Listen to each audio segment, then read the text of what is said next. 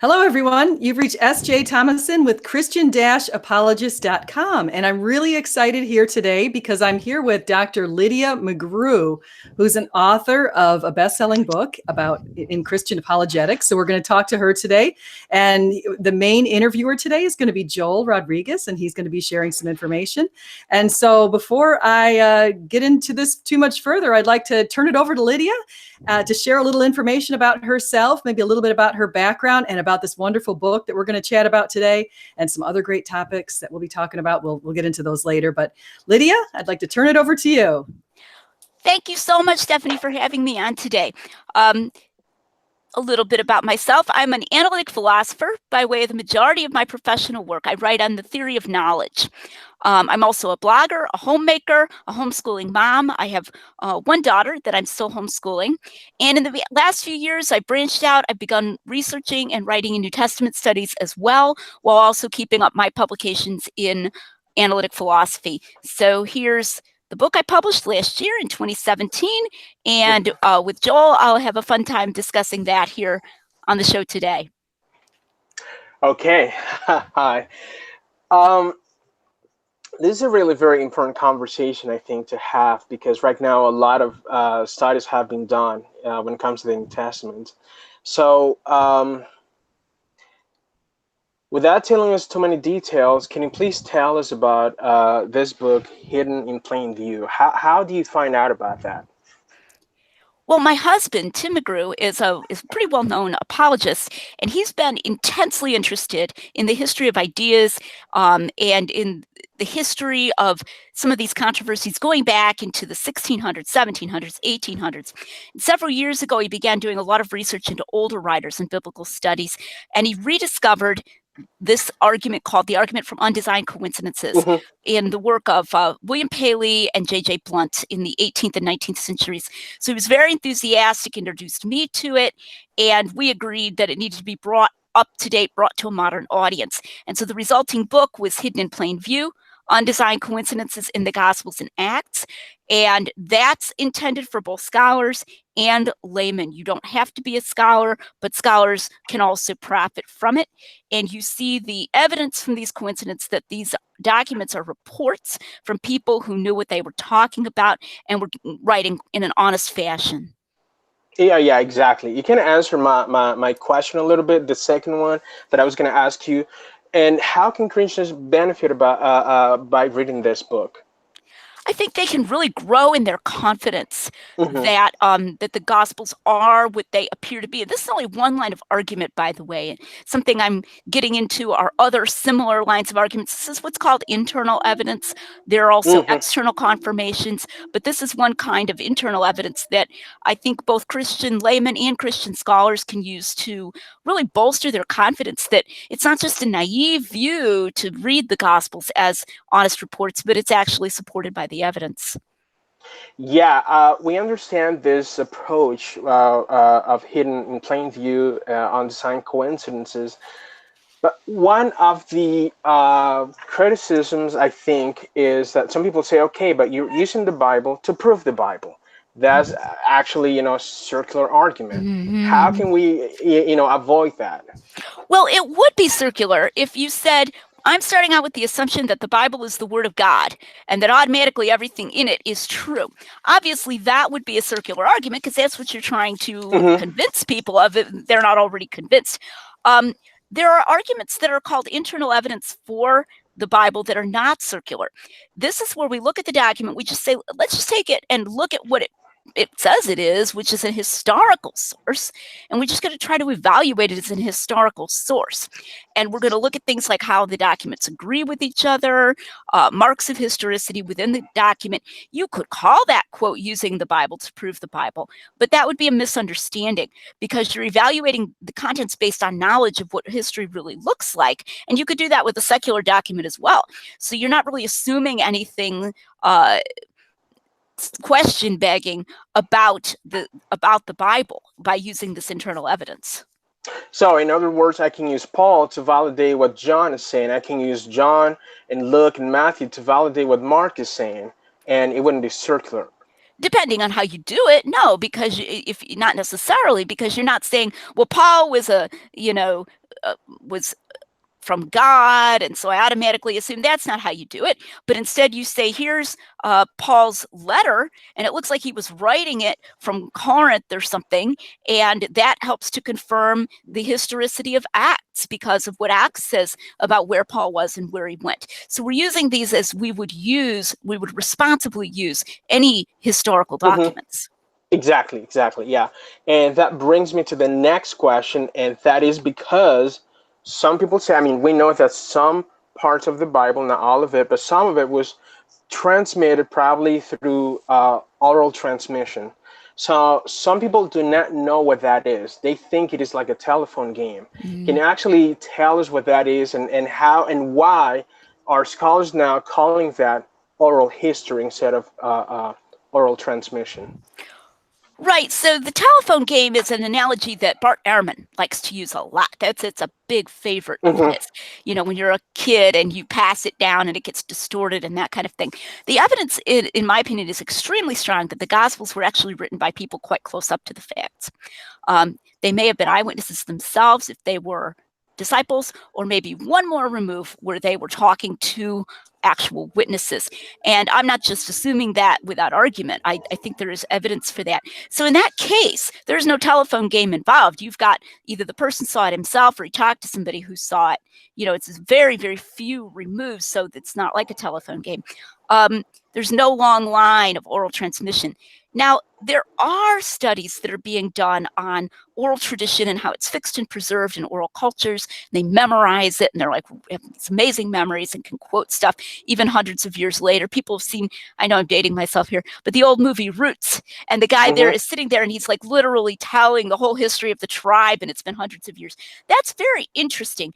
I'm not sure how much that is needed for the Gospels, though, because they weren't written hundreds of years later. You know, they were, in fact, written within a living memory of the events that they attest. Exactly. So it would be more like talking to a person who was in the Vietnam War and interviewing him about what it was like, or the Iraq War, or whatever, talking to a veteran about his experiences. That's what we call oral history rather than oral tradition. Exactly. Okay, yeah. I really like that because many people are confused about that. They think that, you know, the Gospels were written hundreds and hundreds of years. You know, people who probably don't have, you know, much knowledge about these things. So something that your book deals a lot on is looking at the apparent contradictions or discrepancies in this case. Can you tell us what is the difference between a discrepancy and a contradiction? Sure, and I'm dealing with that even more in the book I'm writing right now, which I hope to have a chance to talk about a little bit later. Occasionally in Hidden in Plain View, I get into apparent discrepancies, but certainly definitely differences in the account. So we need to distinguish, you know, differences from discrepancies. Not every difference is even an apparent discrepancy. I think it's important to contrast, real discrepancies from apparent discrepancies. You can have something where it seems like it's discrepant, but then you get into it and you say, oh, you know, those actually fit together just fine. We should not be ever hasty to assume that there is a real discrepancy present. We can also talk about what we might call stubborn apparent discrepancies, you know, stubborn, where right now we don't have in hand a clear explanation of them. And I think there are some like that, but I think far more often you can actually harmonize, and we'll talk more about harmonization as we go on and how that's a really good responsible thing to do. Yeah, and we also have to mention that it's not unique to just the Gospels or the Bible. Right. It is something that happens in history. For example, when it comes to the assassination of Caesar, which you know a lot about this kind of stuff, that we have multiple accounts, multiple attestation, and they all contradict each other. But no one is going to say, oh, maybe Caesar, he probably never existed, or probably, you know, he was not assassinated. No, no one would say that, because we understand that it doesn't matter if there are contradictions or not. The event happened. Well, I think also that what we often find is that the contradictions can be harmonized. Now, I haven't sat down with the different accounts of Caesar, but I have sat down with other accounts in Plutarch. And it's amazing how often something is alleged to be a contradiction, and it isn't even. Someone will say, well, Caesar did this thing. Somebody called Caesar a robber on this day, and then somebody else is said to have called Caesar a robber. Well, have you ever heard of talking points? Politicians call, other politicians negative names on multiple occasions, So I tend, even in these secular documents, to go first for the harmonization, even on the matters of detail. And only later do I fall back, again, even in the secular documents where I'm not committed to inerrancy or anything like that, but to fall back only later to saying, well, maybe somebody got something a little bit wrong on some trivial minor matter. But a lot of times you'd be surprised at how many of those even minor discrepancies disappear upon analysis, which I think is an interesting thing to do. Oh, yeah. And based on that, I want you to tell us, when it comes to undesigned coincidences, this method, how do you work these discrepancies out? Sometimes an undesigned coincidence will concern a passage where there's an alleged discrepancy, but many times it won't. What it does is, when we have our confidence strengthened that the differences indicate eyewitness testimony, then we take a different approach to discrepancies. So, for example, in the feeding of the 5,000, we have more undesigned coincidences concerning that incident than any other incident in the Gospels. I think it's probably because all 4 Gospels tell it. So you have this more opportunities for their accounts to fit together. But then you find a few apparent discrepancies concerning the feeding of the 5,000. So, for example, in one gospel, it'll say that Jesus was sitting on the mountainside. He saw the people coming toward him.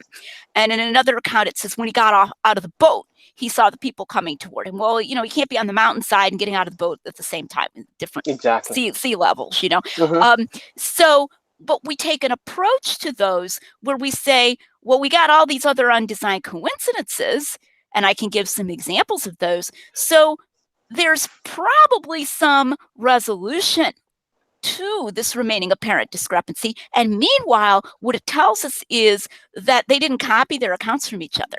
Okay, that they were recounting this, probably different witnesses who had seen the feeding of the 5,000 are giving their own account of it. And that's how we get both the apparent discrepancy, because nobody's going through and sort of, cleaning this up. And it's also how we get these wonderful coincidences. So, for example, where John says that it was the time of the Passover, and Mark says that the grass was green. And in that part of Palestine, that's when the grass is green, is at the time of the Passover because of the rains and so forth. So you take the package deal, and the package deal is really far more reliable than unreliable. And then the function of the apparent discrepancies is just to show that these are not literary constructs where somebody is massaging the data. Exactly. So let me ask you something about eyewitness testimony and things like that, because some people say, okay, that's fine. It was, the Gospels were written by eyewitness people who were actually there. But wait a second. Is eyewitness testimony reliable? Because we have seen, cases that, eyewitness testimony says something, but then we found out it was not true. So can you tell us about eyewitness testimony and how reliable it is? And this is something that Bart Ehrman's gotten into in recent years. I find that with Bart, he's not content to lock up the Gospels with one lock. He's got to have 2 locks, 3 locks, 4 locks. Okay, so, first he says it was a telephone game. It wasn't really written by eyewitnesses. And then he says, and even if it was, another lock. Eyewitness testimony is unreliable anyway. So he's got to have a bunch of padlocks to lock Jesus up, not let him get out. And the interesting thing is that if you throw out eyewitness testimony, this is self-refuting. So suppose that a person says, I believe that eyewitness testimony is unreliable because of studies. And you say, well, where are you getting the information about these studies?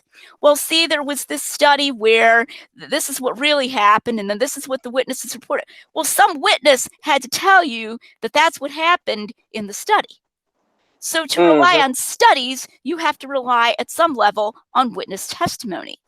Okay, so it would be completely self-refuting. You literally can't do science, even something that sounds very scientific, like, I tested this compound in the laboratory, and this was how it, what it was made up of, or something like that, some, chemical analysis. You're going to rely on the testimony of the person who allegedly did the study, and maybe his assistants or something, that they all sign, that this is what happened in the lab. So even the most objective kind of science is ultimately, you're going to have a report of what was done and what happened. Now, there are not really studies showing that in general we can't rely on witness testimony. What we have are specific things, for example, weapon focus, that if somebody comes in and points a gun, then people will tend to focus on the gun, and they'll miss things about the person, what he looked like, or maybe they'll get something wrong about that because they're just, overwhelmed with the vision of the gun. We do find some errors, some concerning peripheral details. Obviously, people are fallible. They're obviously fallible. And then we can get into questions of whether God prevented that in the Gospels or whatever, but fallible is not necessarily unreliable. You can have someone who's fallible, but very, very highly reliable, that they really do not make a lot of mistakes. And with any kind of study regarding witness testimony does not prevent that for some individual witnesses. Then what you have to do is evaluate them on their own terms. You have to go in there and say, well, what does it look like? Does it look like they were reliable? And the great thing about the Gospels is it looks like they were reliable. Exactly, yeah. And now my next question is, and I know you have done a lot of research on this, and it's Plutarch. How would you compare Plutarch with the Gospels?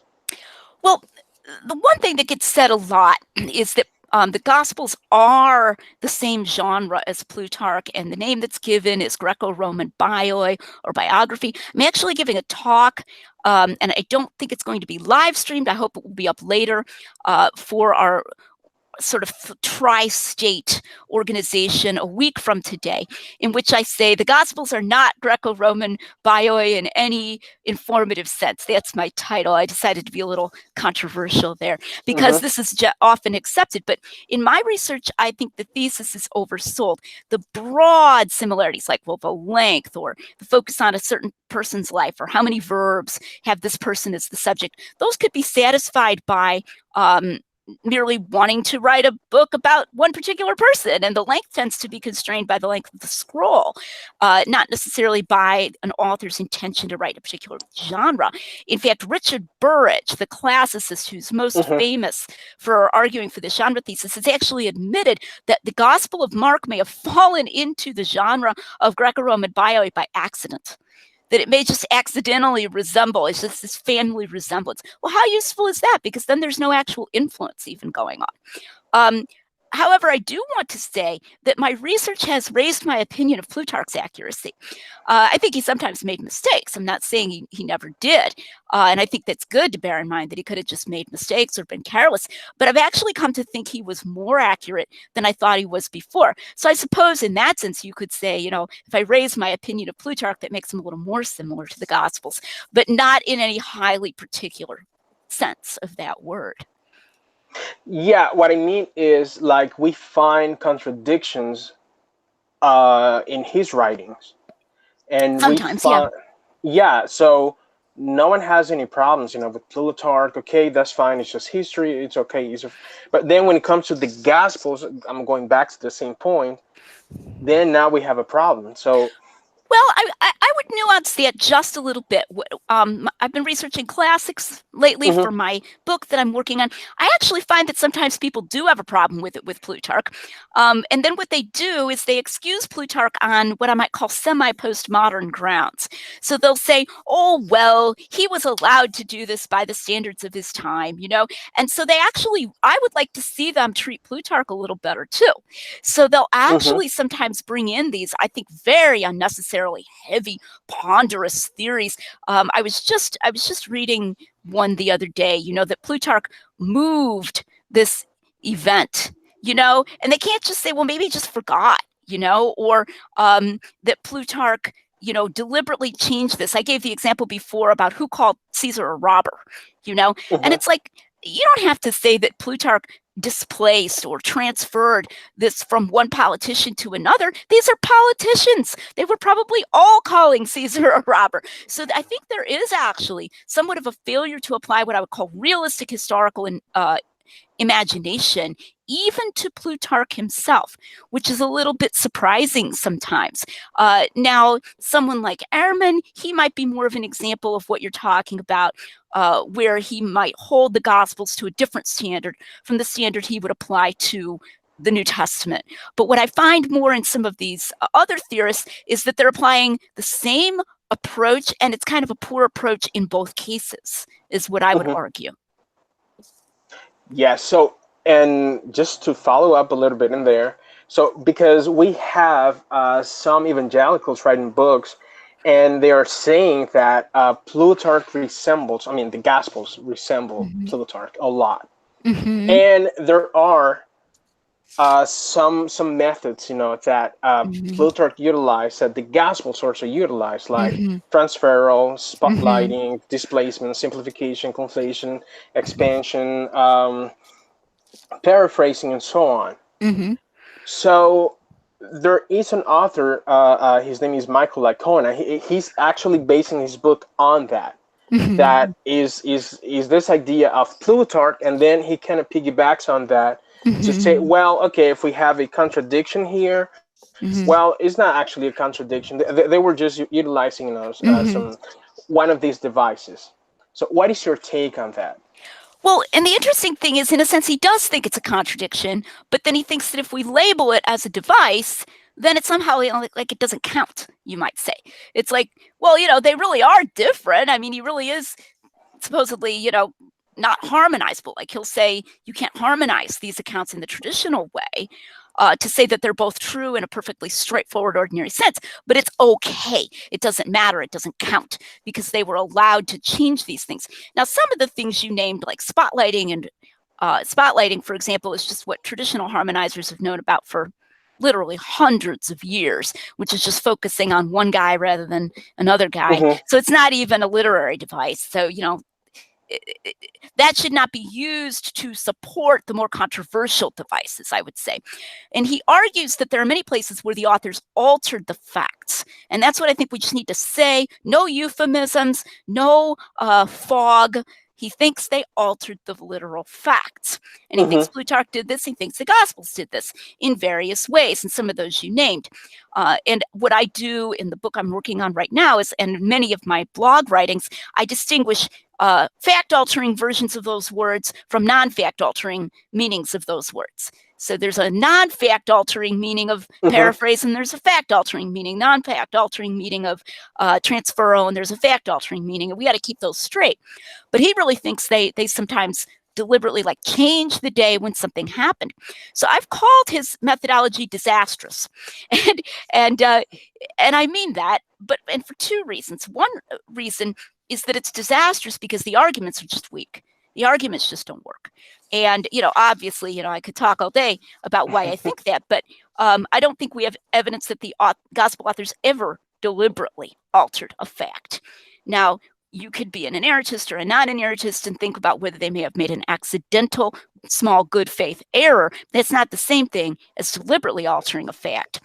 And again, these scholars, not only Licona, but he is one of them, are, I would say, jumping to conclusions. They're moving to these highly complex theories for Plutarch as well, by the way.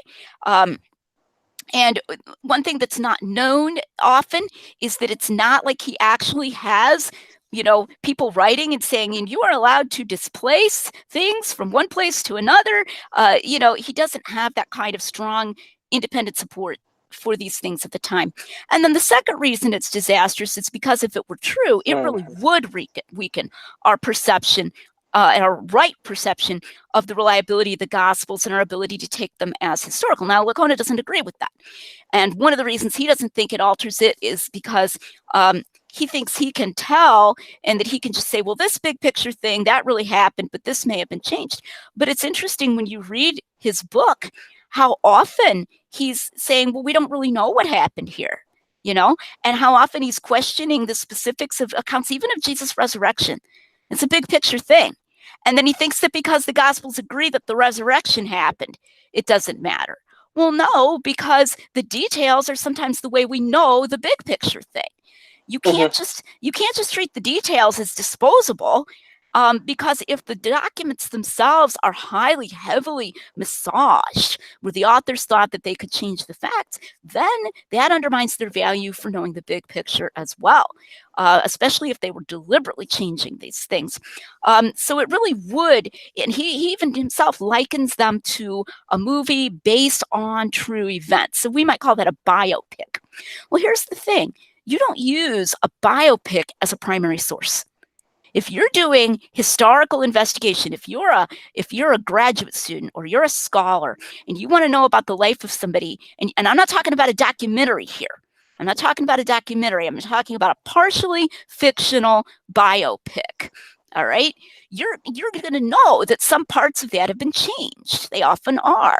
This year is changed or something like that. What are you going to want to do? You're going to want to get behind that, right? To closer sources, newspapers or something like that, that is really not changing the year of something to make a better story or something like that. Well, the problem is the Gospels are our primary sources.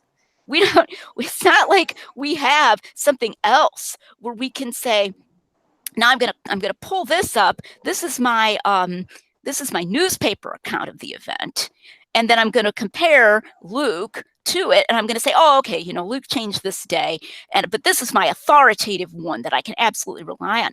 So what happens is it all becomes highly conjectural as to which part is true and which part is false. That is a very serious issue for the reliability of the Gospels for the events they attest. So it's fortunate that the arguments don't work. It's not like I'm saying, oh, this would undermine the reliability of the Gospels. Don't believe it. Don't listen to it. Clutching my pearls because I'm terrified fundamentalist. It's that I'm saying, well, that's pretty serious. So we better take our time. We better investigate whether it's true instead of just saying, oh, it's no big deal. I'm sure it's harmless. If it is a big deal, then it's worth taking our time to investigate. Yeah. And then when we do, we find out that in fact it does not hold up. And I would encourage people to read my work on that for that reason. Absolutely. Yeah, absolutely. And I was also going to ask you about the state of things when it comes to the New Testament, especially when it comes to the gospel. How do you see gospel scholarship going on? Because now we have your book, and we also have Lacan's book. We also have Anti-Right. We have lots and lots of scholarship being done on the Gospels. What do you think about that and the state of things? Because something I've seen is most Christian scholars, they don't agree with each other on different issues. Can you back up and repeat the last sentence there? Yeah, I was just going to say that most Christian scholars do not agree with each other when it comes to, certain points. Like, I've seen people with the Q hypothesis. Some people do not like the Q hypothesis and the LMN, etc. So, and I want to tie that to the question as well. So you can actually, probably answer those two questions. Sure, and I could talk about Q and LMN, source criticism and Markan priority and that kind of thing a bit too. So let me just say, here are some big picture things that I see in New Testament scholarship today, especially in the evangelical community. What we've seen in the last several decades is more what you might call liberal scholars who are making concessions. So particularly concerning the Apostle Paul and the book of 1 Corinthians, you'll get people who really are not considered conservative scholars who will say, well, yeah, it looks like the Apostle Paul really was taught about the resurrection really early, like probably within just a few years of Jesus' death. Paul was taught that Jesus was raised from the dead. And you get N.T. Wright, who's, some people would call him a conservative, some people would call him more moderate. I don't want to get into the labels, but he's certainly not a hardline conservative. Oh, no. Who is, I think we could agree with that, but who's argued for a bodily resurrection in Judaism, for example. So a lot of the questions about, was Paul really teaching a bodily resurrection of Jesus as opposed to some kind of spiritual resurrection? Wright has come along and done a really good job on that. So because we see these more mainstream scholars coming in what's considered a more conservative direction, then what you see is the more conservative scholars kind of going to meet them, Okay, so what they're adopting is what I would call minimalism. Sometimes this takes the form of a minimal facts argument. Sometimes it doesn't have that label. But the idea is, okay, let's just bracket everything that would be questioned by the liberal scholars. It's not like we're denying it, but let's just bracket it. And then, we can argue with one hand tied behind our back, right? Mm-hmm. Just to make it fair, as a famous talk show host used to say. All right, half my brain tied behind my back just to make it fair. That we're gonna bracket really strong, robust reliability of the Gospels, and instead we're gonna do it all from Paul. I heard one apologist on an interview saying, and I've discovered I don't need the Gospels to support the resurrection. You can do it all from Paul. Okay, I consider this to not work. I have a webinar out there called Minimal Facts versus Maximal Data, and they can look this up. They can go to lydiamcgrew.com and then go to webinars and find this webinar that I did. I don't think that works. I don't think we do want to tie half of our brain behind our backs just to make it fair. I think we need all the data that we have for such a strong theory. So then what you're getting is, it's sort of like if you had a bank account and you forgot about it. You had an extra bank account. And then somebody comes along later and says, oh, I'm so sorry, that bank went bankrupt and your account is gone. You'd be like, well, I forgot about it anyway. I wasn't using it. So if we're not using the Gospel of John to defend the deity of Jesus, it becomes like a forgotten bank account. And then somebody comes along and calls her bluff and says, yeah, actually, the I am statements were not historical in a recognizable way. And I wasn't using the Gospel of John anyway, right? And so I see this happening in New Testament scholarship, that what starts out as an attempt to sort of pare the argument down out of a mistaken belief that we're making the argument stronger, okay, which it doesn't. I can tell you as a theorist of knowledge, ditching evidence does not make your argument stronger. The you-go approach to Christian apologetics is not a good approach. But then somebody will come along and call that bluff and will say, well, actually, yeah, the authors did invent a lot of things and radically modify Jesus' words. Maybe they call that paraphrase or whatever. And they'll go, well, I wasn't using that anyway. Okay, like the strong reliability hypothesis. So that's the state of things that I see, is this double movement from the liberal and the conservative side. Now, you wanted me to talk a little bit about Q and about the two-source hypothesis with Matthew. I don't know how much the listeners are going to be familiar with this, but super briefly, very common view is that among Matthew, Mark, and Luke, which are sometimes called the synoptic gospels, they were based on Mark and then on a different document called Q, which we don't have, which is the overlap between Matthew and Luke that is not found in Mark. It's a super brief version of this. And then that gets into these heavy redactive things where if something is found in Matthew in a story that's sort of generally similar from Mark, but it's a little bit different, then they'll say, well, that's Matthew just changing Mark, instead of Matthew actually knowing additional information. Now, I do not reject the idea of some literary dependence among the Gospels. It's just incredibly complicated to figure out how that literary dependence might have worked. Exactly. For example, did Luke have Matthew? I am undecided on whether Luke read Matthew. I am inclined to think he did have Matthew. But then there are some things that are a little hard to explain if Luke actually had Matthew.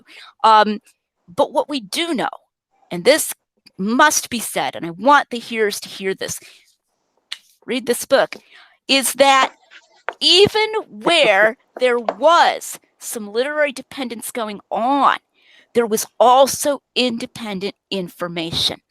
I have little phrases. I'm going to give one of them right now because we haven't gotten any concrete undesigned coincidences yet. So I'm going to give one. Matthew's account of the beheading of John the Baptist is very similar to Mark's account of the beheading of John the Baptist. In fact, there are even verbal similarities. So it looks like maybe Matthew was using Mark to spark his memory, or so he didn't have to write everything. That wouldn't have been considered plagiarism at the time, but it's like Mark did a pretty good job writing that up. So, I'll take some notes on Mark, even though I know about it too. So there are definite verbal similarities. There may be some dependence there on Mark, but in the lead-in to the beheading of John the Baptist, Matthew is talking about Jesus' ministry and about how Herod the Tetrarch became very superstitious about Jesus. And he said, this must be John the Baptist risen from the dead. That's why he's doing all of these miracles. And Matthew says that he said this, quote, to his servants. And that phrase, to his servants, occurs only in Matthew. Even where Matthew is very similar to Mark, it occurs only in Matthew. Now, you might say, oh, he's trying to make it vivid. You know, it's like my kids' history curriculum. I homeschool, and I have this history curriculum, and I'm joking a little bit here, but they sometimes get a little too inventive. You know, Galileo looked up from writing with his fountain pen and set aside his cappuccino. You know, I'm really interested in what I've been watching through my telescope lately, he said to his friend Giovanni. You know, I mean, I'm making this up, but the point is they try to make it more vivid by adding details. And you might think that's all Matthew's doing, that he's just fictionally putting in this to his servants thing, okay? But guess what? That's not true. Because we can go over to Luke, completely different context, because we say to ourselves, oh, how could Matthew have known what Herod the Tetrarch was saying to his servants? What, was he standing there? Was he a fly on the wall? Give me a break, okay? Well, you go over to Luke. Luke has a list in Luke 8, totally different context. He is not telling about John the Baptist, where he says, these women followed Jesus out of Galilee and ministered to his needs. Mary Magdalene, out of whom he cast 7 devils, and Joanna, the wife of Chuza, Herod's household manager. So now suddenly, in a completely different context, we get this wonderful enlightenment that there was a woman within the Christian community who was married to a high place official and must have had his permission to be involved with Jesus' movement. And so you get a little bit of talk after work between Chuza and Joanna. Now we know how Matthew knew, in a perfectly ordinary historical way, what Herod was saying to his servants. So there we see that in a unique phrase in Matthew, embedded in a passage that's similar to Mark, we have independent confirmed information. So whatever our solution is, I think we should begin calling it the synoptic puzzle, not the synoptic problem. Because the synoptic problem is no problem. It's just a puzzle that's of interest to scholars. Yeah. So before I ask you more questions about the book, I want to create some controversy here. You didn't already? I thought we already did. Okay. A very long time ago, when I went to a university, I remember my professors, most of them were atheists. They actually taught me the Bible.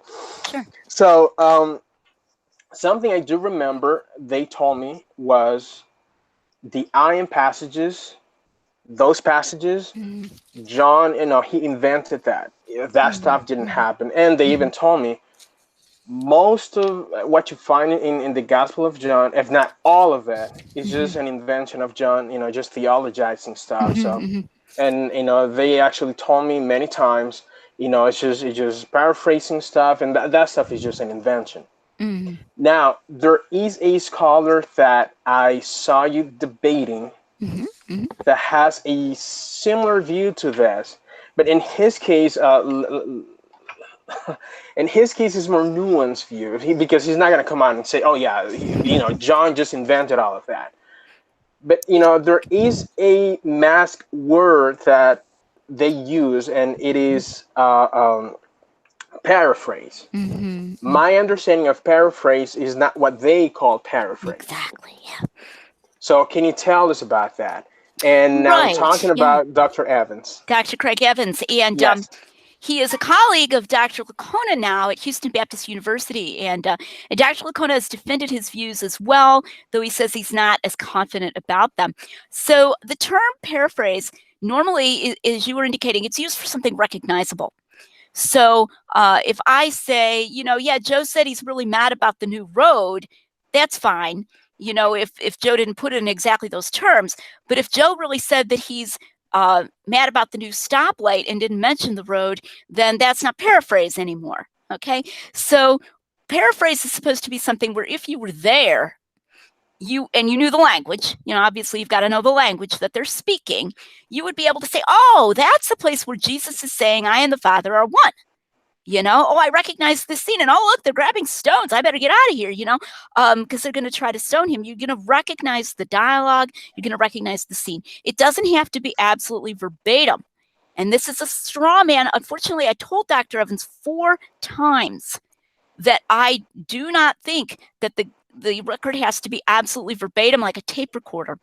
Subsequently, some months later, he was interviewed on a podcast, and he said, he didn't exactly use my name, but in the context they were talking about me, and he said that my critics think that you have to have a verbatim recording. And that's a straw man, because I said explicitly it doesn't have to be verbatim.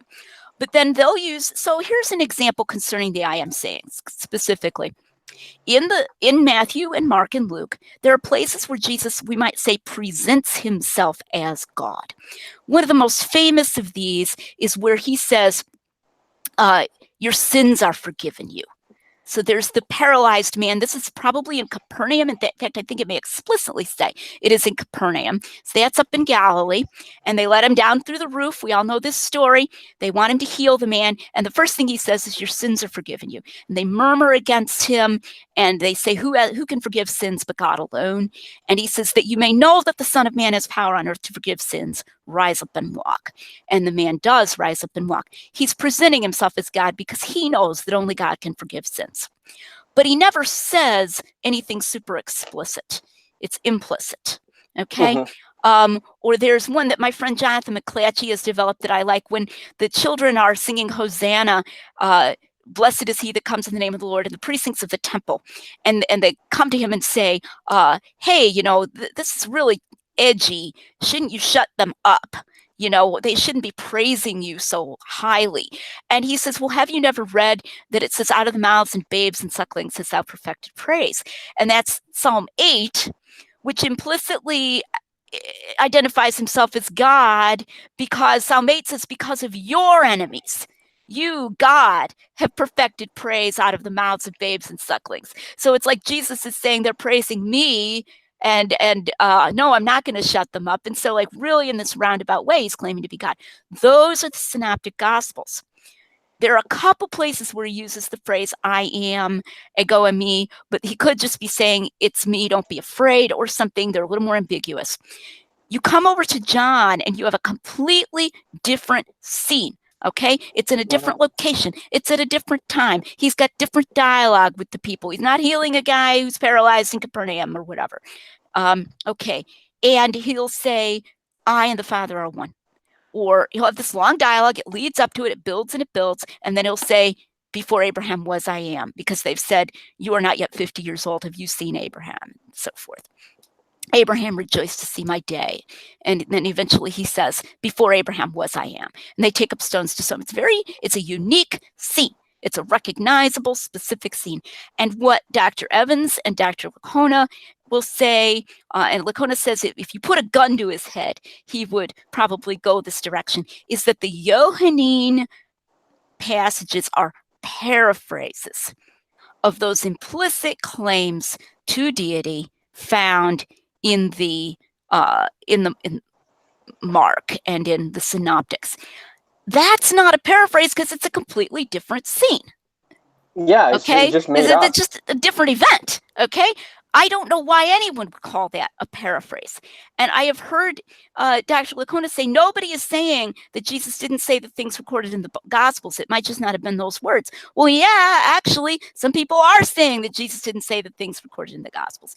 In fact, in some cases where Jesus says receive the Holy Ghost after his resurrection, he breathes probably out on the disciples. The word doesn't have to mean on them, but probably did, and we don't know what he meant by that. It's weird. I fully admit that's a weird scene. Okay, but it's a very distinctive scene. And both Dr. Licona and Dr. unfortunately Craig Keener have cast doubt on the historicity of that scene, of that event, that part of the scene. Well, that's not a paraphrase of anything. I mean, there's not any other saying of Jesus where he says, receive the Holy Ghost. So they definitely are suggesting that there are things Jesus said in the Gospels that did not occur recognizably. Now, I do want to say here that in our debate, I pinned Dr. Evans down on just the one, before Abraham was, I am. did this occur recognizably? And for that moment, he said yes. But then as the interview went on, he went back to questioning what would be called the I am sayings with predicates, like I am the true vine, I am the bread of life, I am the light of the world. And those he went on questioning the historicity of, even in that very interview. So he may be a little ambivalent about some of this. I believe he's contradicted himself. And I do want, in fairness, to say that. But Dr. Lacona has continued characterizing Dr. Evans's view as involving this kind of very, very broad concept of paraphrase. And I think that's pretty accurate to what Dr. Evans has repeatedly said. So I think we definitely need to question people when they use these words ambiguously. Yeah, it's because in my case, the way I understand a paraphrase, if Jesus did not say something along the lines of I am, then it was an invention. We cannot call that a paraphrase. Right. I would agree. And especially when you have all this surrounding dialogue and stuff. It's like, then that's putting words into the mouths of the other people as well, right? Because they're having an argument that leads up to this. So did that dialogue occur recognizably? Exactly. Yeah. And before we enter into the book, a final question. Okay.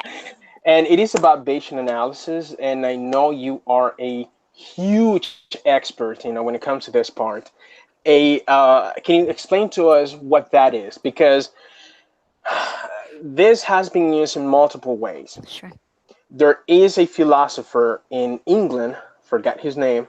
He actually applied this to the resurrection, and he came up with a really high number. Like in 95 to 90, I don't have the exact number, but it was something along the lines of that. 95. You're talking 97. about Richard Swinburne? Yes. Okay. It was a huge number. But then we have another person. I'm not even going to mention his name. He actually utilizes the exact same approach, and he comes up with this theory that Jesus never existed. I mean, in one case we have someone says, "Oh yeah, Jesus not only existed, he was actually divine, and he actually rose from the dead."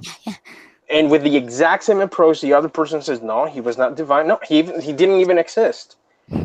How can this methodology work? Sure. Right. So I think what that shows you, they're not really using the same approach, right? I mean, in some sense, they obviously can't be, right? So I think what we need to understand is that Bayesian analysis is a model. So it's a model. And it's just like if you have a computer model, I can make a computer model tell me a lot of different things. And there's an old phrase, garbage in, garbage out. All right. If I input the wrong things, I'm going to get the wrong things. Okay. So I view Bayesian analysis as a tool. It's a tool for modeling comparative inference, where we have different hypotheses that are competing. Okay. And I'm not going to go into explaining how we use it for that, but that's what it's for. And I view it as a way of modeling what's called inference to the best explanation in a probabilistic way. It can be very useful, for example, to the fact that skeptics always want to go back and talk about the prior improbability. Bart Ehrman makes just this blatant error. He says a historian says what's most probable, but a miracle by definition is improbable. So a historian can never conclude that a miracle happened. And, all of the epistemologists are face palming, we can use a Bayesian model to show why that's misguided, why you can't just keep going back to the prior probability. You have to consider the concrete evidence that the thing happened. So it would be like, it's very improbable that you're going to win the lottery.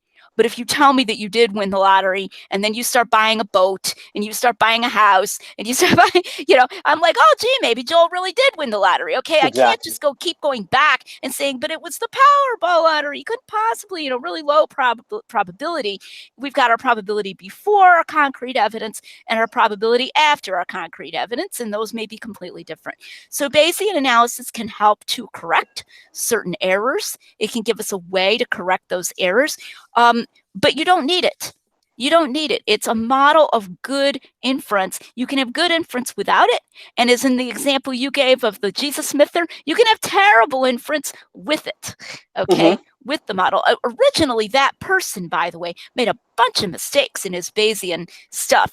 I believe he's cleared them up. He's gotten some advice since then. So to begin with, he wasn't all that good on it. But I think he's fixed that. But if you make up numbers that do not correspond to real rational probabilistic evaluations, and you plug them into the apparatus, so to speak, you plug them into the Bayesian machinery, then you're going to get numbers that don't correspond to reality out at the other side. So there is no substitute for good judgment. Ultimately, no method is a substitute for good judgment. Yeah, okay, now let's enter into the book. Okay, cool. Just 2 questions, and I want you to expand on this as much as you can right here. Okay, first of all, even though you kind of said a few things about this, what is an undesigned coincidence, and give us some examples of undesigned coincidences in the Gospels. Absolutely. So I call an undesigned coincidence an incidental interlocking that points to truth. I wish I'd thought of that. It's not in the book, that definition. I'm very sad. I only thought of that definition after I wrote it. So, but you see the puzzle, the jigsaw puzzle picture here on the cover. All right. So it's like a jigsaw puzzle. The 2 pieces interlock. So I'm going to give a secular made-up example. You come to work one day and your coworker is late, and he says, I'm so sorry, there was an accident at, and he names a nearby intersection, and I was so late I had to go around another way. A few hours later, another coworker comes in even later, and he says, I'm so sorry I'm late. I was able to drive through the intersection at, and he names the same intersection, but I got a flat tire because there was some glass in the road. Okay? Now you'll notice that guy doesn't even mention an accident. He mentions glass in the road. But an accident and glass in the road fit together, because when there's an accident, if they don't clean it up well enough, there can be some shards of glass left. They could get in your tire and you could have a flat tire. That's an undesigned coincidence. Those guys do not appear to have gotten together and, hey, I'll come and say this and you'll come and say that, and then I can sleep in that morning. And what they do is said it's a little bit different. Okay, they don't contradict each other, but the details are different. The approach and the perspective is different. It's very subtle. And yet they explain each other. The accident explains the flat tire. So that's an example of an undesigned coincidence. So I gave an example of 2 as servants in Matthew. Here's another one. In John 1, John the Baptist is flashbacking about the baptism of Jesus. And he says that I saw when the Spirit descended like a dove, and I saw and bore record that this is the Son of God. Now, what's interesting, we have a question there. How did he know that he was the Son of God? Because if you read just John, he hasn't said anything. John the Baptist hasn't said anything about him being the Son of God. You know, the narrator, he knows he's the Son of God, but John the Baptist hasn't mentioned anything. He says that the one who sent me, so he probably got some kind of private, he's probably saying he got some private revelation from Yahweh. The one who sent me to baptize said, the one who is to come and baptize with fire, you will see him, and you will see the Spirit descend on him like a dove, but no mention of his being the Son of God. So there's our question. How did John the Baptist know Jesus was the Son of God? You go back to Matthew, Mark, and Luke, and when they tell about the baptism, Jesus comes up out of the water, and there's a voice from heaven. This is my beloved Son. Or some accounts have, you are my beloved Son. Minor variation, not a big deal. Casual variation, by the way. And so he heard that. So we can answer our question now. He saw, but he also heard and said, oh, this is the Son of God. So the synoptic Gospels, Matthew, Mark, and Luke, explain John. I can give you another one. Do you want me to give you another one right now? Yeah, absolutely, okay. Absolutely. Okay, all right. So in Luke 23, they bring Jesus at his crucifixion. They're going to bring him to Pilate to condemn him, and they say, he's preaching sedition and so forth, which was a complete lie, and saying that he himself is the King of the Jews. And Pilate goes in and he says to Jesus, "Are you the King of the Jews?" And Jesus says, "You've said it." Now we can translate that as yes, And there's some evidence that it's an idiom, just like our idiom. You said it, man. We have that idiom, actually. Or it may just be, yeah, well, that's what you say, man. That he's not denying the charge. Either way you take it, he's not denying the charge. And Pilate goes back out in Luke and he says, I find no fault in this man. What? Okay, he's the Roman procurator. If this man is claiming to be a king, he has to take that very seriously, as possibly he's going to start a revolt. And he goes in and asks him, are you the king of the Jews? And Jesus is like, yep. And he goes back out and says, it's fine. I find no problem in him. This is very odd. Why did Pilate say he found no fault in Jesus? Just reading Luke. You go over to John 18, and you find a more detailed dialogue. And Jesus says, my kingdom is not of this world. If it were of this world, my servants would fight, but my kingdom is not of this world. So he's assuring him that he is actually not trying to start a revolt, that he's actually not having an earthly kingdom. So Pilate thinks he's a religious, harmless religious kook. That's why he goes out and says, I find no fault. So John has additional information. We do not know who witnessed that dialogue. One of the guards could potentially have become a Christian later on. We know that one of the centurions actually said, surely this was the Son of God. So maybe it was him. Or Jesus' mother might have been permitted to witness the interrogation, or John himself, who appears to have followed after them. We're told that he was there at the crucifixion, so maybe he was allowed to be present. Sometimes people would say Jesus was alone with Pilate. It never says Jesus was alone with Pilate. It says the religious leaders didn't come into the hall lest they be ceremonially defiled. But it doesn't say there was nobody else there. We need to not read in this narrow, rigid, wooden way to create problems where there is no problem. So I think there were witnesses to that dialogue, and that Luke got a sort of shortened version, and that then John knew the more complete version, and therefore John explains Luke. We have these going in all different directions, and I have charts of all the different directions that explanation goes. Yeah. And you also did something that I found incredible in your book, when you actually take the letters of Paul, only 7 letters, and I'm going to ask you to explain why, because many people probably are not going to understand why just 7 letters, when Paul has 13. And how do you think, those 7 letters actually validate the Gospels? Right. So actually, I did divide it into what I call Paul's undisputed epistles and other Pauline epistles. I have both, and I don't just stick to the so-called undisputed ones. You remember I said a little while ago that I don't approve of the minimal approach where we grant everything. That was just a sorting device. And I actually say that very clearly. That's just a sorting device. If you want to focus just on the ones from these letters, that's in that passage. If you want to focus just on the ones in these letters, that's in this chapter, But I'm not calling the Pauline origin of the other letters into question at all, although scholars do. I mean, Ehrman certainly does, so I distinguish those for those who are interested in that distinction. But the way it works is that Acts describes Paul's travel, or his plans, or his companions, where he went, what he did. It tends to describe what I might call external events. Then the epistles, of course, Paul is interested in doctrine, in concerns about the churches, but then also there are these wonderful sections that people don't always read at the end. And he'll send all these greetings, and he'll say, I'm planning to stay here in Ephesus for a few more months or whatever, talk about his plans and so forth. Very authentic, very, very gritty, like what you would really write in an email or something, real letter. And what we find is these intricate intersections where they overlap, and we can actually figure them out. So, and so that Paul's letters show that he really was in the places that Acts says that he was at those times, but they show them in these extremely indirect ways, or they'll show that his companions were somewhere that Acts indirectly indicates. So here's just one simple example.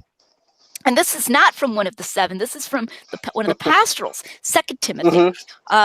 that Paul says to Timothy, you know of the persecutions I suffered in Antioch, Iconium, and Lystra. These are 3 little towns in Asia Minor, modern-day Turkey, and how the Lord rescued me from them all. Why those 3 cities? And why, after all these years, I mean, this would have been much later, why focus on those? How did Timothy know about this? Why does Paul emphasize those? Well, in Acts 13 and 14, he is persecuted in exactly those 3 cities, in that order, I might add. He comes to them in that order. One right after another. He's stoned in the end and left for dead at Lystra, but I guess he just got bonked in the head, and he gets up and finishes that missionary journey. And then in Acts 16, he's back again in that same region, and he comes again to there, and it says he decided to take Timothy with him. This first mention of Timothy in Acts, and that Timothy was very well thought of, he was a believer, etc. Now, so if he's already a believer when Paul shows up on that next missionary journey, he must have become a believer before. So a very reasonable conjecture is that he became a believer in the very time when Paul was being persecuted at Antioch, Iconium, and Lystra. And so that would have been burned into his mind. I mean, when you hear of people in persecuted countries and they say, I became a believer because I saw other Christians enduring persecution, that's vivid to them. And it would have been vivid to Timothy. And that's why Timothy is receiving this letter, and Paul is emphasizing to him that he knew of those persecutions. It's a wonderful type of coincidence. So here's one. In 1 Corinthians 16, verse 5. So this is one of the 7 undisputed Pauline epistles. Paul tells about his travel plans. And he says, I hope that when I come to see you again, I'll be able to spend the winter there. And he says, I'm not going to come to you right now. Right now, I'm going to go through Macedonia because I wouldn't have very long with you. If I come to you later, I can stay for longer, and maybe I'll spend the winter. Now, I discuss in the book all these great ways that we can pinpoint right in Acts when Paul was writing 1 Corinthians in Acts 19. And he actually did travel subsequently through Macedonia, just like he said he's going to. Macedonia is north of Corinth, and I have maps in the book as well. And he gets there, and in Acts 20, verse 3, it says he came to Greece, and he spent 3 months there. There's the winter. He stayed there 3 months. He was planning to travel by boat afterwards to go to Jerusalem. You generally did not travel by boat during the winter because these are little sailboats. Okay, well, sometimes big sailboats. But anyway, the winter, there we go. The winter storms are very dangerous. So even though Acts 23, verse 3 does not say it was the winter, it says he spent there 3 months. And then at the end of that, he was going to go to Jerusalem. So it's a very reasonable inference that it was a winter that he spent there. And that's exactly what he said in 1 Corinthians 16. He hoped he could come and spend the winter there. So it's this wonderful thing. I can now pinpoint the time of writing of 1 Corinthians, 2 Corinthians, 1 Thessalonians, I would say Galatians, that's a little bit more controversial. Romans for sure, to the verse in the book of Acts, even though Acts never mentions any of the epistles. It never mentions that Paul wrote a single epistle, does not appear to be based on the epistles, but by these indirect indications, you can pinpoint when the epistles were written. That is an enormously strong argument for the historicity of Acts. Absolutely. Okay, and now I want to ask you another question, and then I want SJ to take over. And I want you to tell us, what you're doing now, what you're working on. I know that you're working on another book that is gonna be on devices, and you're gonna go more in depth into all of that. So please tell us about that. Right. So since Hidden in Plain View was published, I've become interested in some of these topics we've been talking about the theories of what I call the literary device theorists. That's my phrase. Dr. Lacona, Dr. Evans, some others, and the extent to which these are being accepted in evangelical circles. So my book is going to be called, I assume, The Mirror or the Mask: Liberating the Gospels from Literary Devices. That's the tentative title. I don't have a signed contract, but I do have a publisher. So The Mirror or the Mask. And so it lays out what these theories are that we've discussed. and distinguishes paraphrase in these different senses and these different senses of these words. And then I have an entire section where I go back to Plutarch. I go back to the exercise books that Dr. Licona talks about. He talks about writing exercise books. And I answer the claims that these were found in Greco-Roman literature and that the gospel authors would have used them. I answer that in detail. And I lay out what I call the reportage model of the Gospels. Now, this is not anything technical. This is just what we've been talking about. And it gets straw-manned. It's not that there has to be a verbatim record and all of that, but that they are trying to be honest, ordinary reporters, and that their reasons that they vary are what we might call garden variety reasons. You know, there's an old saying, when you see hoof prints, think horses, not zebras. So that's what I'm trying to do in this book. I'm trying to teach people to think horses, not zebras. So you would think of, well, you know, witnesses just sometimes tell things in different words, or one person knew one part of it and the other person knew the other part. Or particularly in Plutarch, he might have just made a mistake, you know, or something like that, these very normal things. And I even talk in some of the Greco-Roman literature about the possibility that they were lying. I don't think the gospel authors were ever lying, but you have to understand the literary device theory so that these are not lies, these are devices. And I even think that for especially the secular literature, they should be willing to consider that maybe sometimes it was propaganda. I think Josephus in particular sometimes engaged in propaganda. He was trying to whitewash his earlier career at times. Well, that's not a literary device. We still have that now. People who try to whitewash their past, you know, it's just ordinary propaganda. So I'm laying all this out in this reportage model for the Gospels. And then I have a positive section on how it's supported. I reintroduce undesigned coincidences for those who might not have read Hidden in Plain View, but I introduce several other lines of internal evidence. And then I show how the reportage model can accommodate this internal evidence, but the literary device model is in tension with this internal evidence. So I gave the example a little while ago about how did John the Baptist know that Jesus was the Son of God? When Dr. Licona talks about that same passage in his book on why are there differences in the Gospels, he raises, he's not absolutely definite, but he raises the possibility that John put those words into John the Baptist's mouth. I saw on bore record that Jesus was the Son of God, that this is transferring the witness that Jesus was the Son of God from the Father, as it is in the synoptics, to John the Baptist. So this would be changing history in that one aspect, in that one detail. Well, what does that do? That causes you to miss the undesigned coincidence. When you go into that and you're always thinking in terms of redaction, that maybe, you know, and you're not thinking of John as really having access to what John the Baptist actually said, but as sort of manipulating the accounts and the events, and I'm going to put this in his mouth now, I'm going to just change this here, then you actually miss this confirmation, and that actually John the Baptist's words are explained by the synoptics rather than being a transferal. So I have a bunch of those where there's actually evidence from undesigned coincidences or external. I do external confirmations as well, where the literary device theorist is missing that. He's missing it because of his redactive and technical apparatus that's blinding him to it. So I think it's going to be very, very interesting. I show how actually it's the literary device theorists who are often interpreting woodenly and rigidly. So sometimes a reportage view like mine is called wooden. It's called rigid. She's a rigid literalist. She's a wooden literalist. Well, no, what I argue is, no, you guys are the wooden ones, because you're the ones saying that, you know, he says that this happens, and you go read it, and it's like, no, it doesn't really say that.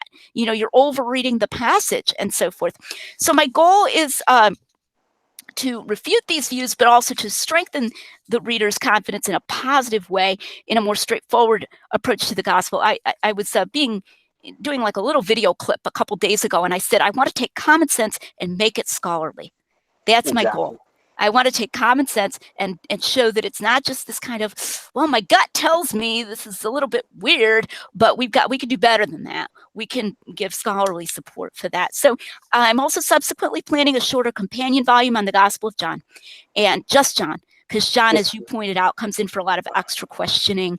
It's going to be a lot shorter than The Mirror of the Mask. Tentatively, I hope this will be called The Eye of the Beholder, the volume on John. So piggybacking on The Mirror of the Mask, and I hope to get them out, not too far apart from one another. So very, very excited about that. Yeah, just really quick, is it going to be like a commentary or something like that? It won't be arranged as a commentary. Obviously, there are parts of it that will be like a commentary. The Mirror of the Mask is arranged topically. It's more topically. Although I do have an entire section on gospel examples where I go through part 4, where I go through alleged literary devices in the gospels, and I harmonize and I give alternative explanations. And then in John, if you read, I have an entire series on John. I want people to know they can go to lydiamcgrew.com and find a portal there to all kinds of material that I've already written on these things. My John series gives some idea of the blog posts of how I would probably lay out the book. That's not written yet, but where I would take things like the idea that John makes Jesus sound too much like John.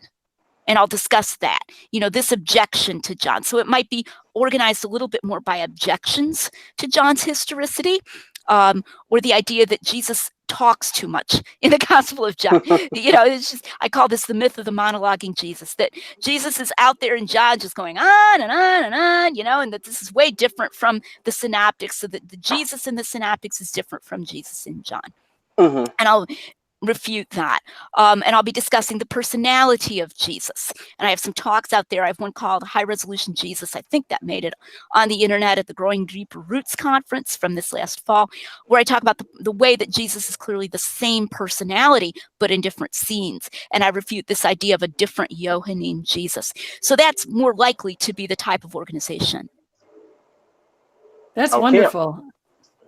Yeah, I really appreciate, it's fascinating. And actually you've sold, I think, a lot of people, even in the audience, on making sure that they go and buy your books, because you clearly do your research, you clearly dig deep, you clearly know what other people are saying, and you know what the discrepancies are that people supposedly cite as discrepancies, and you actually even know some of the arguments on both sides of the thing, even arguments on our side. I say our side being the Christian side. We do even sometimes have some internal disagreements, and I think you've pointed to a number of those that can be challenging. And so we do have a few questions from the audience, if you're willing to answer that.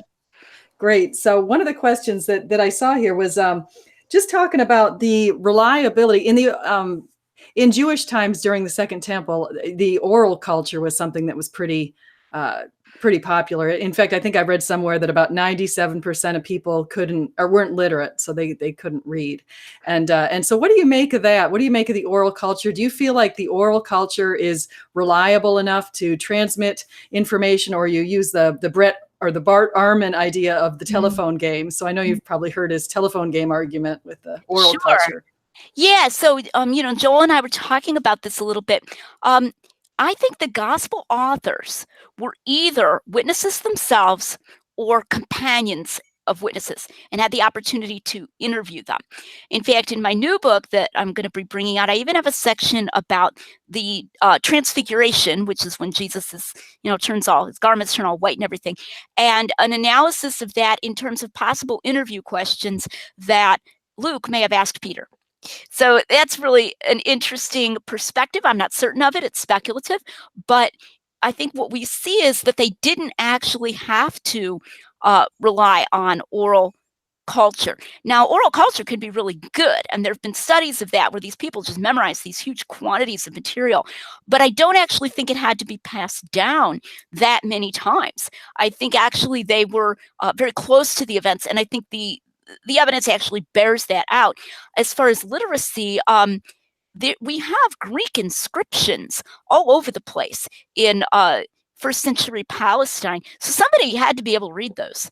The Romans wouldn't have bothered putting up there. It's sort of like if we have traffic signs, we assume that people can read the traffic signs. So actually we find evidence that the boys, unfortunately not so often the girls, but the boys were taught to read, and they probably were taught to read Greek.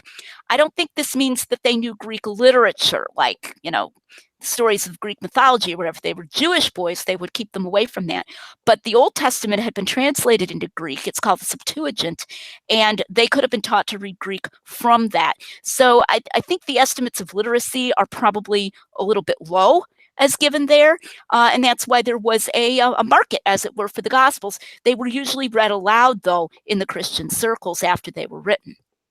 That's interesting. And actually, another argument that I found myself on this morning, or at least listening to on Twitter, was the idea that some people are saying that because Peter was a fisherman, for example, there's no way that he could have possibly known 3 languages. He couldn't possibly have known the Aramaic, the Greek, and the Jewish language, Hebrew language. Have you seen anything on that kind of an argument? Well, I mean, Aramaic and Hebrew are really similar. Okay, so they're not, one you could think of as more of a dialect of the other. Okay, these are not vastly different anyway. We'll just start there.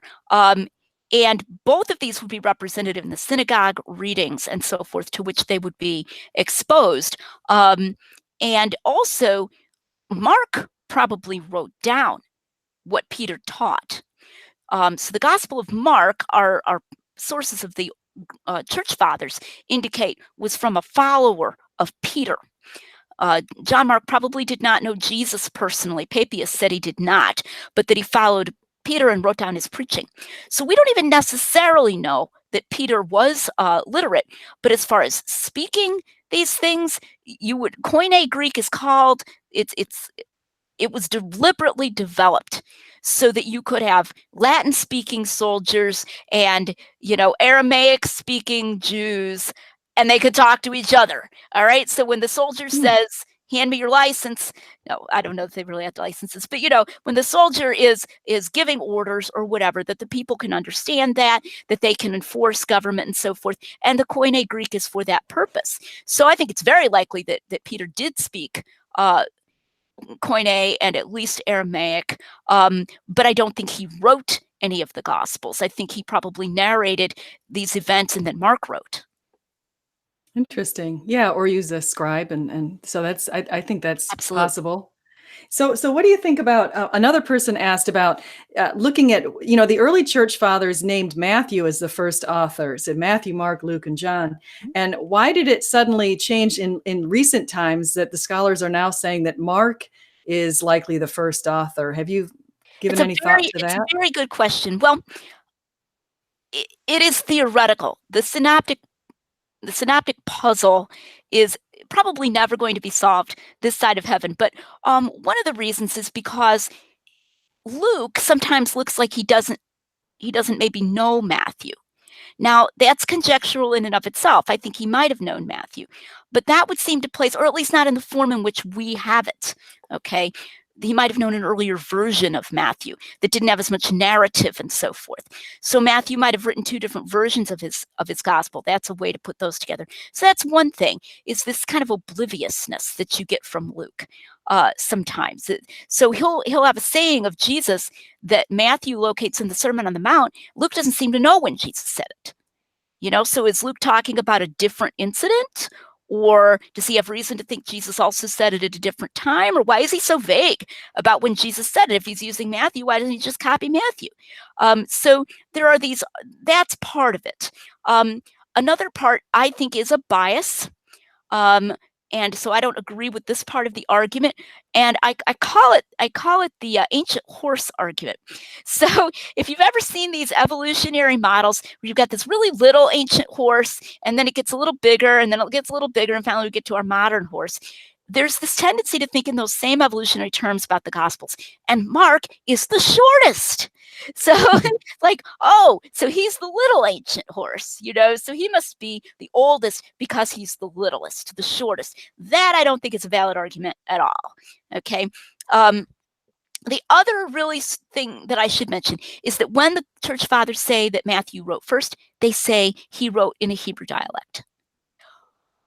Well, our Matthew, the only manuscripts we have, are not in a Hebrew dialect. They're in Greek. We don't have an Aramaic or a Hebrew, either of those, Matthew. So that's where it's often thought, well, whatever we have, it doesn't appear to be what they're talking about. So that's another argument that Matthew was not actually written first, or that what we have is not the Matthew that was written first. And so my current tentative explanation is that Matthew wrote a shorter version, and that he later wrote a Greek version that was longer. And I think that would tend to bring all the data together. That's I like that. That's an interesting theory. So that's something I hadn't heard before. One of the other questions that I have right here is, hold on one second. Let me just see. Do we have? Oh, actually, let me ask you this. And I don't know if you're as familiar with David Hume, but Josh Brister, who's in the chat here, wanted to know as far as if you've seen anything or read anything about David Hume's skepticism towards the possibility of miracles. Have you seen anything on that? Oh yeah, my husband and I have done a lot of work on that. If you find, there is a free version of our article on the resurrection of Jesus of Nazareth that we co-wrote for the Blackwell Companion to Natural Theology some years ago, and they let us put a sort of a draft version for free online. Go to lydiamcgrew.com. You'll be able to find, kind of go through the links and find it there. We have a long section on Hume. I have professional work that I've published on Hume. So does my husband. So David Hume's skepticism took two forms. One was what I might call a priori, where we're just sitting back in our armchair and saying that no testimony can ever possibly be strong enough to defend the existence or occurrence of a miracle. That has been interestingly refuted by a man named John Earman, E-A-R-M-A-N, who is not a Christian. He's not a Christian. He's a probability theorist. He wrote a book called Hume's Abject Failure. It's a pretty technical book, but you can hum the equations. I like to say that. And I say that about our Blackwell article too. Hum the equations. There's plenty of non-equation stuff that you can read in there, lots of content. And he did use Bayesian analysis, and this is exactly what I was talking about in answer to Joel's question, where Bayesian analysis is a good tool to show that Hume was just running back to that prior probability. It would be like me saying, no, I don't care how much stuff you're buying. I'm not going to believe you won the lottery because it was low probability. So that's Hume's first approach. His second approach is a little more concrete.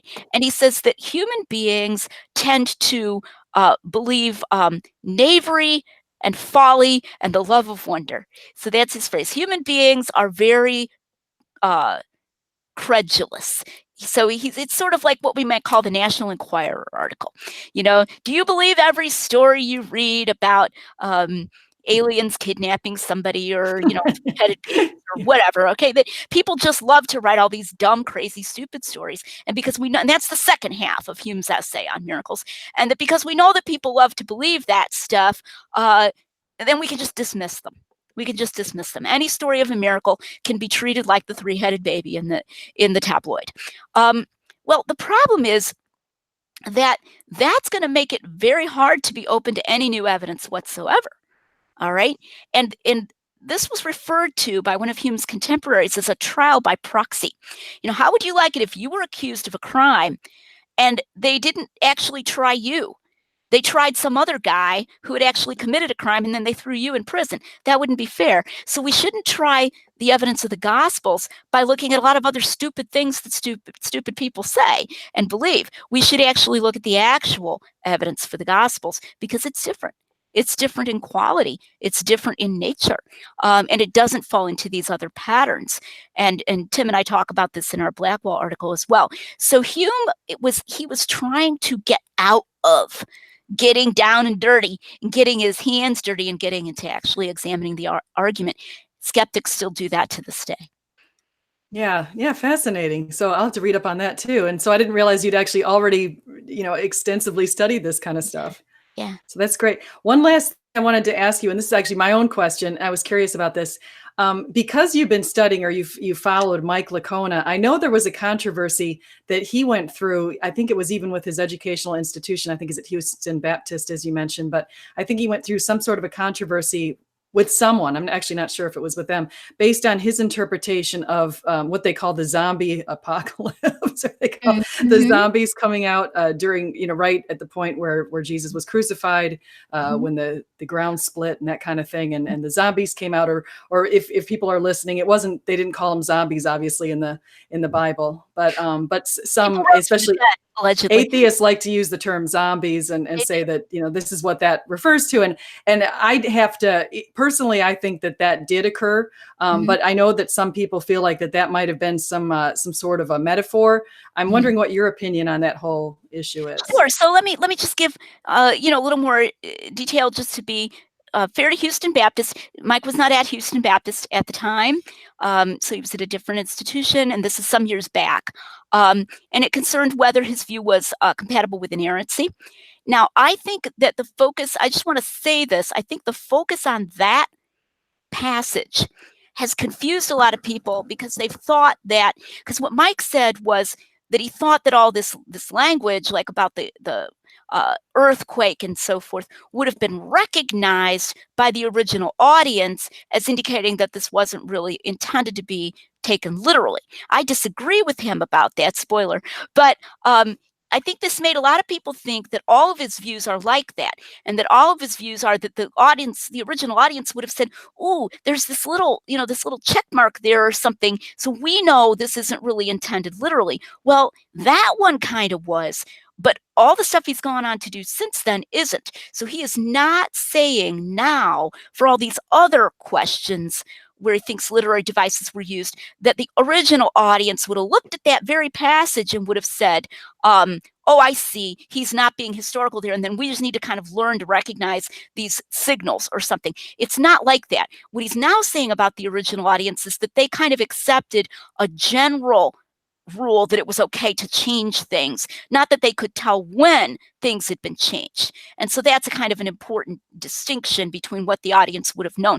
So this is a little bit unusual even among his theories. So I think that the real problem that we face in that passage in Matthew is that it's just so short. And I think people don't realize how much that's influencing them psychologically. It's not detailed. It's really short. We don't know very much about it. Okay, and Matthew doesn't say very much about it. People are queuing to that, and then, of course, the skeptics make fun of it, too. There's that, the word zombies and all this stuff. And then there's over readings of it, like it says the graves were opened, and then after Jesus' resurrection, they came out. And Mike himself will say this. He'll say, well, what, were they just sort of sitting around waiting, didn't they get hungry or thirsty? Well, the Bible doesn't actually say that they came out at that point. Maybe the graves were open and they didn't rise until Easter Sunday morning. In other words, the doors could have been open, but they could have still been dead until, and they not actually rise until Jesus rose, and then immediately have come up into the city. People will also use arguments from silence. I've not heard Mike do this, but skeptics will. Well, why don't we hear more about it from other authors or whatever? There was no such thing as the internet then. There was no Jerusalem Daily News being put online. And many of these were not famous people. This could just be old Uncle Joe, coming back from the dead or whatever. So it's not necessarily something you would expect to have repeated, certainly not in secular authors. They were not very interested in what was happening there. So I think people are queuing to certain things there that don't really render it probable that it was not historical. And I've also investigated his ideas about this as an accepted convention. I'm totally unconvinced by those. He uses poetry sometimes. He used one place where the historian Lucian said he was trolling people, that he was deliberately lying. Well, we don't want to say that's what Matthew was doing. So he used a whole series of examples that I don't think were good analogies for the genre of the Gospels. And some cases where things were just weird, but maybe Josephus actually believed them. Like weird things that supposedly happened around the time of the destruction of Jerusalem. And Mike himself admits, maybe Josephus really thought this happened. So this is a very weak case for a purely literary trope that everybody would have said, oh, I know he doesn't, that's sort of like if some Irishman told you about a leprechaun, you would know he didn't really mean it, because a leprechaun is just a fictional entity. It's not like that. So I think Matthew believed it. I think Matthew wrote it because he believed it. Now, whether it actually happened, if we look at it from a purely historical point of view, we do have to admit that he doesn't seem to have known very much about it. I don't think Matthew himself is claiming to have witnessed it. I think he's probably recording that one at maybe an additional remove, that somebody told him, or maybe somebody's told him that their relatives came back from the dead. So you have to evaluate, how likely you think it is that that was true. I'm inclined to think that it really did happen. But the more important point is that Matthew wouldn't have written it if he didn't think it happened. And that's what I would emphasize, that he's not making it up and writing in a confusing fashion. And it's interesting that early interpreters of the Gospels did not take that to be, that's just non-historical. So it's this anachronistic thing where we're claiming to be recovering the way the original readers read it, but it doesn't look like it is the way the original readers read it. I think they really read it as historical. So that's my take on it. And frankly, I think that Dr. Licona and other literary device theorists have other ideas that are much more of a cause for concern even than that particular one, although that particular one may have been an indication of where things were going to go. Yeah, and I think, you almost could say that would fit into the criterion of embarrassment a little bit, because it's so, even some of the other examples that we have in there of Jesus's family showing up and trying to stop his ministry, and a prostitute, Jesus is being kind to a prostitute, hanging out with the lower levels in life, and not, even hanging out with Matthew himself, who was a tax collector. So he was doing everyone was busy recording things as best as they could, and as historical as they could. And so I don't think he had a motivation to try to just, I'm going to make up this whole thing about, these dead people coming back to life. I think that you're right. I think whether or not he witnessed it, this is obviously something he felt important enough to be included. Exactly. So I think we have to look at the overall reliability of the document and then use that to evaluate particular incidents. This is so important. And occasionally the criteriological approach that you've just referred to, it can be a good tool, but it can also be used where if some given incident doesn't satisfy one of the criteria, then we go, oh, gee, we don't know. Whereas what I would say is use everything, undesigned coincidences, criteria of embarrassment, these things, to see whether the document as a whole seems reliable. Then it's like if you have a person who seems reliable, document who seems reliable, if they narrate something and you can't confirm that one particular thing, that doesn't mean that you don't believe it. You believe it because you have evidence about what kind of a document this is, what kind of an author this is. Yeah. No, so I want to thank you again, Dr. Lydia McGrew, for showing up today. And I want you to also take a second at the end of this just to share where people can find you again. But one of the things I wanted to point out about your book, Undesigned Coincidences, that I think people might want to know, that is really distinguishes it from anything that I've seen. I've actually seen a lot of books. J. Warner Wallace has written a little bit on undesigned coincidences. But the books that I've seen, and even his writings, tend to focus mainly on the Gospels. And you actually have also gone into very much depth looking at the rest of the New Testament. So you've actually taken all of the other books, Paul's writings and that kind of thing, and you found undesigned coincidences between that and Acts. And I think that is a very unique contribution to the literature that I haven't seen before. And so I think that there's a really rich reasoning for people to go out and purchase your book, and including me. I haven't bought it yet, and I'm extremely excited to buy it because everything you've said today has really interested me. I've been in the middle of another book, but this is the next one, so I'm extremely excited to read it. So thank you so much for coming on today. Thank you so much for having me. So I want to just mention the book is hidden in plain view. The existing book is hidden in plain view. Undesigned Coincidences in the Gospels and Acts, copyright 2017. And you can get that on Kindle, and you can get it physically. It's available on Amazon and so forth. And you can follow me on Facebook.